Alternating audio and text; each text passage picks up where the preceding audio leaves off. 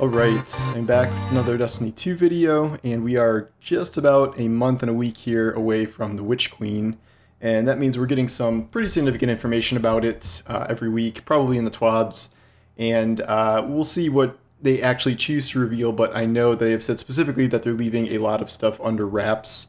There's been some controversy in the past that Destiny gives away too much in marketing. For instance, the entire marketing campaign of Forsaken was the fact that Cade died, which I can understand that, given how it would be hard to talk about really any of that expansion without kind of revealing that base fact. But we have not seen anything quite that significant here. The big turn, obviously, is that the light is getting stolen by the Hive in some way, and they're going to be Hive Guardians with Savathun. But the more I kind of think about how things are taking shape, I kind of have three fundamental things that I think the Witch Queen is hiding so far, and questions that I really am curious to see answered when the expansion finally gets here. And I'll break them up into three categories. The last two are kind of linked, but the first one is another big death. We have gotten many hints about this potentially happening with the Witch Queen. We have gotten the narrative team saying things outright, like the fact that the spoiler alert, it's the name of the gun, I'm not saying it's a spoiler, it's hard to communicate. The spoiler alert sidearm says the flavor text is someone is going to die, and the narrative team has confirmed that that is not a coincidence.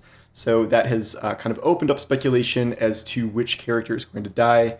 I have heard many theories about this, ranging from the kind of cop-out answers where it's like, oh, well, Savathun's going to die and then be reborn in the light, which I think is kind of cheating. There is the theory that Zavala may die because he is not heard in any of the trailers and has been predicted to die in the past. Ikora may die, given that she has recently had her voice actress recast, and that may indicate her character is sort of on the way out. Some say Eris, because this could be the kind of culmination of Eris's final run against Savathun, given the history they have. My personal pick is Marasav. I think Marasav is going to get outplayed by Savathun and either die at the end of this season or the beginning of next season as maybe part of the catalyst of how Savathun gets the light in the first place. That's just my theory. I don't know if that's going to happen. And then there's even past that, I've heard Amanda Holiday is going to die, and some really random ones. People say that they think Crow may die because that would be the end of his kind of year-long arc, and that would be the way. I can see that in the sense that Savathun may have been kind of cultivating Crow this entire time, helping build him into a guardian, and then her plan is to somehow use him to siphon the light, directly from him, killing him and giving it to her as kind of the ultimate act of betrayal. That said, I would be kind of a little disappointed if the entire Crow redemption arc led up to that. Simultaneously, I also don't think we're going to get a reveal like Osiris has been dead this whole time. I do not think they would have kind of left that in limbo if the ultimate answer was that Osiris is dead. I think Bungie is very pumped about the idea that they can now have Saint and Osiris as kind of a public couple, and I don't think they want to just kind of rip them apart right when that kind of is finally happening in the actual story, as opposed to just sort of vaguely hinting at it. So I don't think so.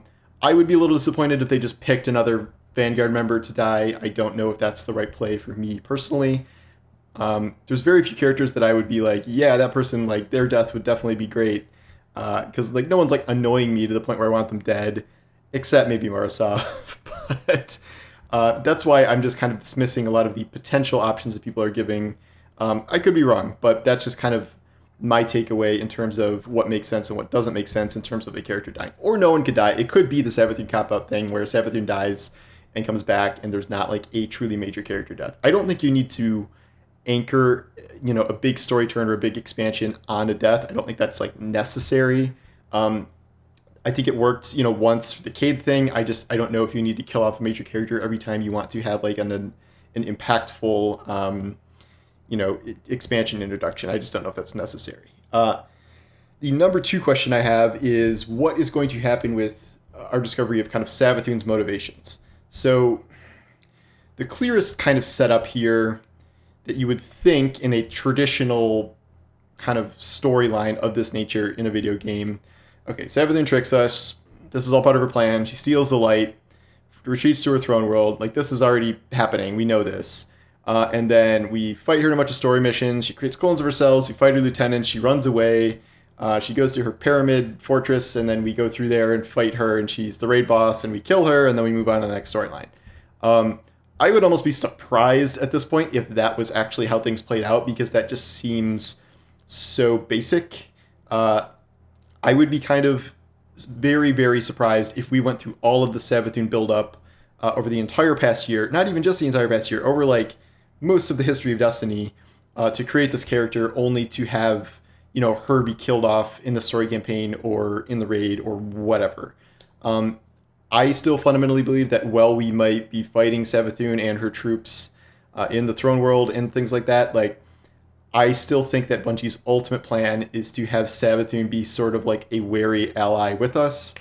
She keeps saying that she wants to be an ally with us, and that, even though we can't trust her, like, she still wants to work with us and this and that. And I cannot shake the idea that this has been the theme of this entire year, is turning enemies into allies. We have turned, the Cabal with Keitel into an ally. We have turned the Fallen into even closer allies, because they're like actually our friends now with Mithrax and the Saint storyline.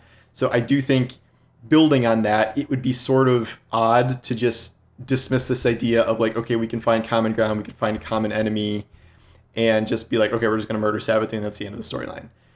It very much seems to me that Savathun is meant to be our eventual ally in the coming kind of fight or pushback against the darkness. Like, Savathun and the darkness have like had a complicated relationship already, where she's trying to interfere with the darkness communicating with us, and it's kind of like both Savathun and the darkness are like seducing us in their own ways, whereas like we're supposed to be staying true to the light and not really wavering. So I can see some sort of situation where, even though we're going up against Savathun in this expansion and we defeat her and maybe steal our light back or whatever, I would be very surprised if we left this just kind of murdering Savathun and then moving on with the storyline. And that's like, almost the end of the entire Hive royal bloodline, more or less, outside of one person who I'll get to in a minute. I do fundamentally think that Bungie is trying to make Savathun a sort of Loki character, in that, god of deception, god of lies, trickster who you can't trust, but ultimately may actually have your best interests in mind, maybe.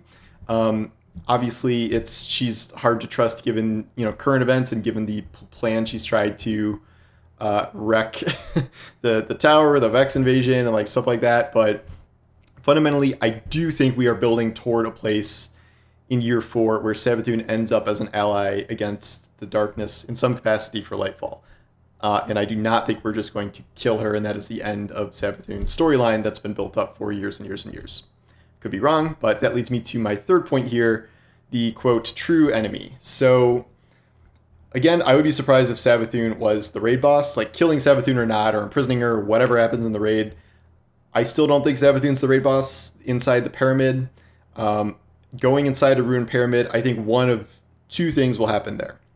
I think either the raid boss there will be Xivu Arath, and Xivu Arath is essentially a servant of the Voice in the Darkness at this point.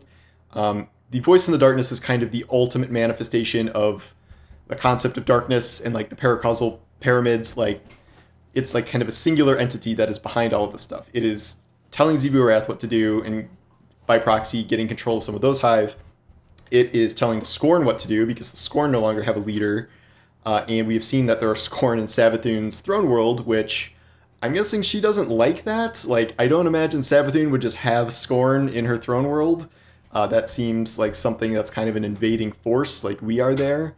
So I would be surprised if that actually came to fruition, and like that was like her army. I think that is part of a kind of invading army, probably led by the Voice in the Darkness. And then the Taken. The Taken are now also being controlled, at least for the most part, by the Voice in the Darkness, the entity that gifted Oryx the ability to take in the first place. I think I have that right.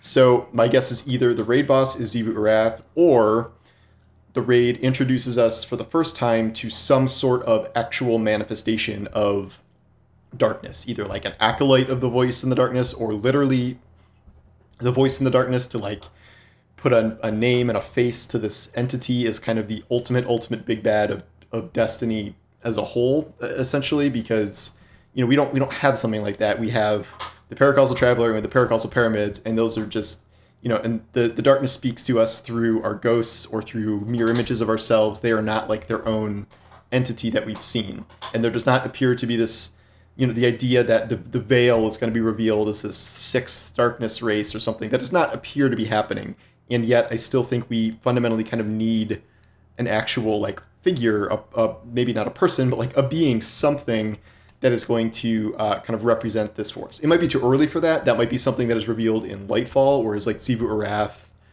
is the boss here, and then that leads to some sort of, our first look or our first glimpse of the voice in the darkness, and that this, I have to believe the darkness is going to be a significant part of the storyline all throughout year 5 here, just given that we're leading up to Lightfall, the literal expansion with a giant pyramid intersecting a circle on it. Like, it's going to be very darkness focused. So that is kind of my theories. Again, these are like branching theories that there's not necessarily one set answer. It's just that I can't believe the most obvious thing that appears to happen. Savathun's a bad guy. We fight Savathun. We kill Savathun. We move on. I just don't believe that that's going to be how this goes. And there will be some sort of, turns in some way that may resemble things I've said here, or maybe something I cannot really comprehend at all or can't really consider here. So those are kind of my theories about where things are going. This is just purely based on my own ideas. I have not dug in. I don't even know what's leaked about Witch Queen anymore, based on those really old leaks that are now so dated they might not even be true anymore. But that's just kind of what I've been thinking about in the lead up here, because there's not much else to do except think about this stuff. And the reveals that are coming out are usually just like mechanics things, or like, here, we're changing orbs, or we're changing armor affinity and things like that. We're not getting real story hints yet. Obviously, we have a big story moment coming with the end of Season of the Lost, but that may not be for another couple of weeks yet. I would say no later than 3 or 4 weeks from now, because that's like right at the end there. So we'll see what happens with that. But anyway, those are my Witch Queen thoughts that are bouncing around my head for now. So thanks for watching, and I'll talk to you guys soon. Take care.